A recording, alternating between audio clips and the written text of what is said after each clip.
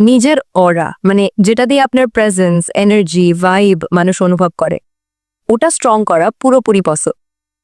অরা strong হওয়া মানে আপনি mental emotional physical and spiritual চারদিক থেকেই গ্রাউন্ডেড কনফিডেন্ট এবং অ্যালাইন্ড। কিভাবে স্ট্রং করবেন চলুন আলোচনা করি। 1. নিজের ভেতরের নয়েজ কমান। অরা দুর্বল লাগে মূলত ভেতরের নেগেটিভ টক, অতিরিক্ত চিন্তা ও মানুষের কথার ভয় থেকে। কি করবেন? প্রতিদিন 5 মিনিট ডিপ ব্রিদিং নিন। 4-4-6 রুল ফলো করুন। 4 সেকেন্ড শ্বাস নিন, 4 সেকেন্ড ভরে রাখুন, 6 সেকেন্ড ছাড়ুন। এটা কাম অরা তৈরি করে। 2.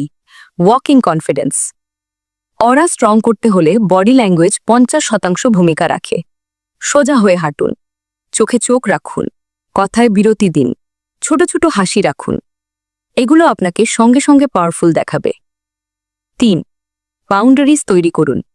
যে মানুষ না বলতে পারে না তার অরা কখনো স্ট্রং হয় না। তার জন্য প্র্যাকটিস করতে পারেন। এখন পারবো না, আমি এটাই কমফোর্টেবল নই, এগুলো বলার অভ্যাস করুন। 4. অরা ক্লেন্সিং। নিজের এনার্জি পরিষ্কার করুন। এটা খুব এফেক্টিভ। শুরু করুন মোবাইল ডিটক্স দিয়ে। দিনে অন্তত 1 ঘন্টা ফোন ছাড়া থাকুন। নিজের রুমের অপ্রয়োজনীয় জিনিস ফেলে দিন।